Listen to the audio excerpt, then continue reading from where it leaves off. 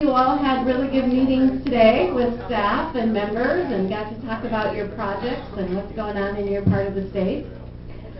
So last year when we were here, we were asking the senator and other members of the delegation to get a bill passed. And lo and behold, in December, we got a bill.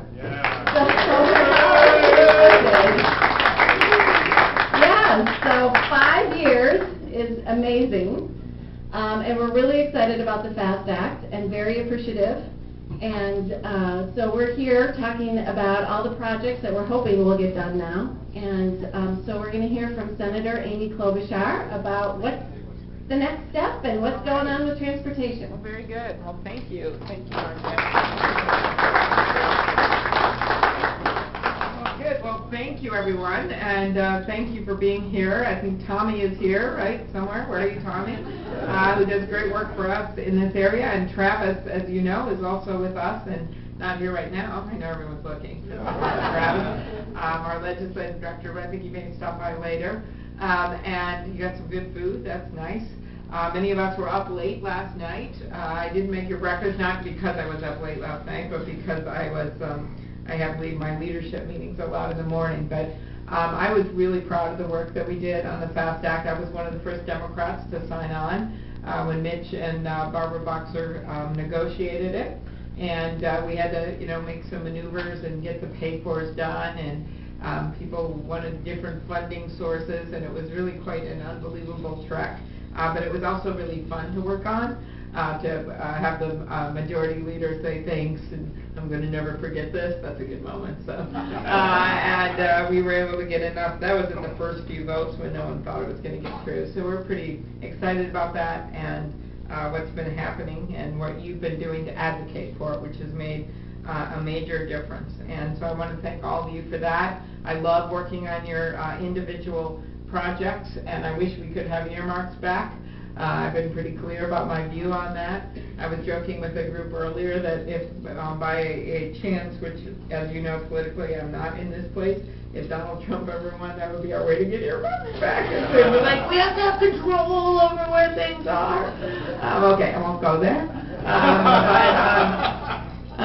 There is always that chance. There's always a move to possibly bring them back for transportation projects, and I just think it would give us a little more control over some of these things. And as it is now, the state, well, basically Serge gets half his budget for highways and roads from me, so thank you, Serge.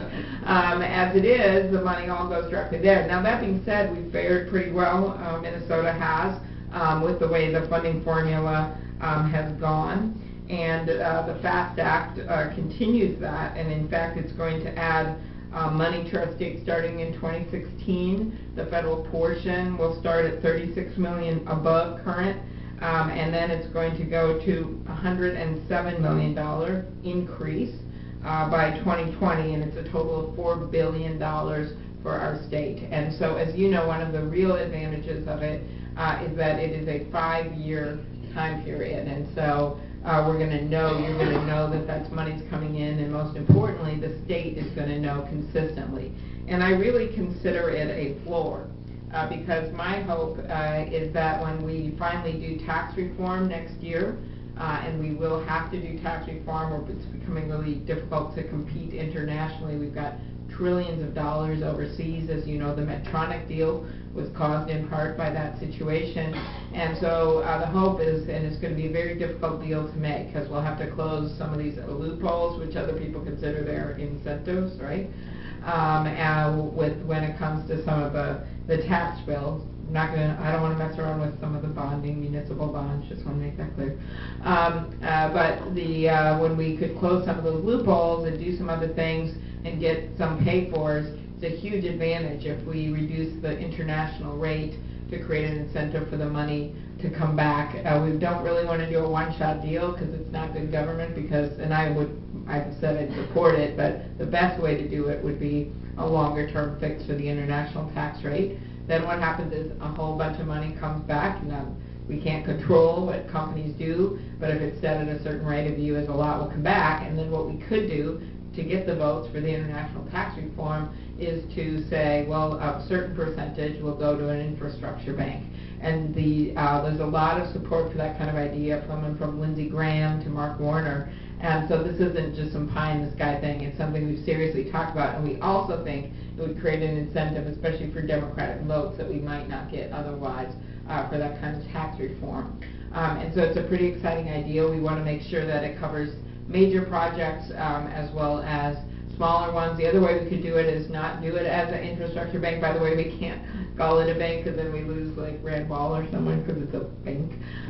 So we might call it like an infrastructure financing authority. But the other way to do it is just to put it into the general transportation funding. But there's really a lot of support for it, and I think we know why. There's still people waiting in traffic. It's estimated that every American household is going to lose $3,400 each year thanks to subpar infrastructure.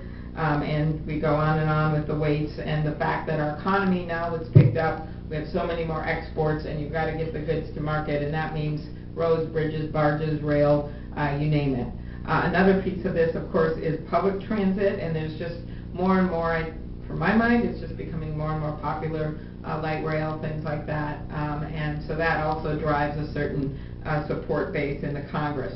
I feel like I'm not mentioning the elephant in the room if I don't mention the state legislative debate, and I know how hard you've all been pushing to get the bill done, and I hope that it happens. I am a big fan of when we've got the surplus that we have of doing more transportation funding and infrastructure funding, including the Southwest Rail project that I support, and then all of these other projects that we have talked about today. So I'm glad the governor is hanging tight, trying to negotiate something good, and I'm hopeful that he'll be able to do it, because it will be the perfect, in a good way, the perfect storm. That means like a good storm, like a nice pretty storm, because we will have gotten the federal funding done, and then if we can get the state bill done, our state will just be in really good shape.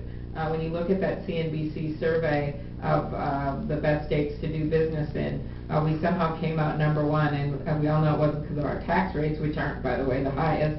It was because of transportation, it was because of education and other factors that draw people to our state. And I did have a lot of fun that we beat out Texas on that survey. I actually said something to Ted Cruz. I'm like, well, I don't know.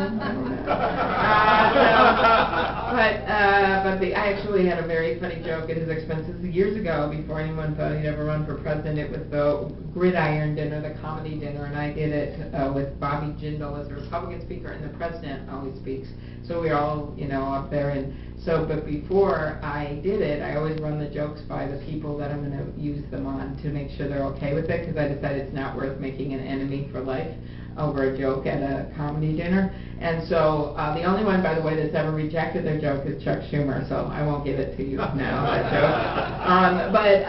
So I went up to Ted Cruz. Have you guys heard this story? It's really a classic one. And I said, well, Ted, I have a joke I'm going to use at the Gridiron. It's this huge dinner, like 1,000 people, and I said, I'm going to use this joke, and I'm going to say, oh, hey, CNN is here, because all the reporters are there, and Jeff Zucker, the head of CNN, I go, oh, he's here. I can see they're taking a break from their 24/7 coverage of Carnival cruises. That was back when there was this huge scandal about the Carnival cruises and the sewage and the cruises. Remember, it was just and CNN was like covering it every day, so make a joke, they're taking a break from their 24/7 coverage of Carnival cruises. And then I pause and I say, in this town, when we hear about a bad cruise, we don't know if it's Carnival or Ted, okay? That's a joke. Okay, so I run it by him, and then he goes, yeah, well, yes, that's good, but, maybe you want to say, when you hear about a tough cruise. And I go, no, that's ruined, okay? I think the joke is really a bad cruise. I go, but I could say when a Democrat hears about a bad cruise, and he goes, yeah. And then all of a sudden he realizes, what am I doing? He goes, oh, I'm a big believer in the First Amendment. You can actually say whatever you want. And I go, well, I'm actually not going to, tell anyone, well, I'm telling you now, but I'm not going to, share any, if I change the joke some, it's fine. So at this moment, Franken walks over. And he goes, what are you two talking about? I go, well, we're going over my joke. I'm going to make it Ted's expense at the Gridiron Dinner in 3 days. And so Franken says, what is it? And then Cruz says, well, I bet you know all the jokes, which we hate. And Franken says, no, she never runs any of her jokes by me, just because people ask that. And that I've never written one joke for her, except if I quote him or something.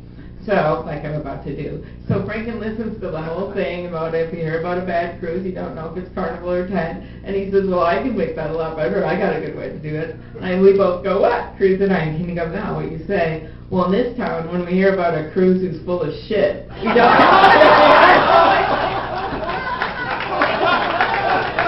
Now, do you think I use that version? No, that's not really the Amy Klobuchar way. I never got to use that version, although the Dallas Morning News or whatever, they actually wrote my joke was in the paper.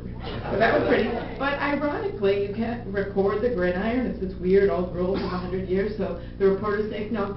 Ironically, I said, in this town, when you hear about a top cruise, I didn't say that. So it made me think that cruises people had talked to them. So anyway, I kind of got off base there for some reason. So what I'm trying to say here is the fact that we in the Senate were able to, and the House, come to a deal on transportation in a body that included Ted Cruz. I'm hopeful that somehow the state will be able to do the same thing and figure this out and get a deal, because I just can't think of a better time with the surplus in place to fund some of these projects, and with the election coming up, there's just a lot of things that would make this nicely dovetail with what we have done. Last thing, just some minor things are in the bill they're not minor to me, that I care a lot about, but one is the work we've done on distracted driving. Which there's a bunch of grant money out there, and it was just sitting there, and John Hoban, North Dakota, actually has a lot of distracted driving cases, and he and I teamed up and made some changes so that it made it a little easier to qualify for the money, depending on what your state has done. Like, obviously it's a misdemeanor if they catch you distracted driving, but it enhances some penalties, because we're just seeing more and more deaths from and horrible stories in Minnesota of older, like a grandma getting killed because someone's doing their Facebook and runs right into her, and someone going out to get the mail when someone's on there hits them. These are all cases that just happened in the last 2 years in Minnesota. So we've done that, and now Minnesota will get part of that money, but we just want to start getting more information out there, education money out on distracted driving.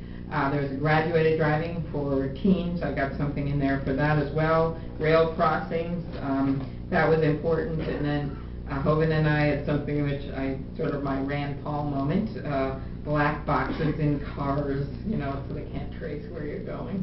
You probably didn't hear a lot about that, but it was important to him. So in any case, we are feeling good about the potential in the future, given that in this really hard year we came together on transportation. Obviously, after 2020, we're going to see a short fund again, although that's quite a bit away, in the transportation fund. So we're really trying to look at some long-term solutions. And we were able to prove once again that infrastructure transportation, no such thing as a Republican road or a Democratic road, and got the FAST Act done thanks to all your work. And I was pleased. Maybe without you, I wouldn't have been one of the first 10 Democrats on it, but I was. So I want to thank you for that, and enjoy all your tropical-looking food and pineapples or whatever you're eating. And thank you very much. I have to go do hardball, so thank you.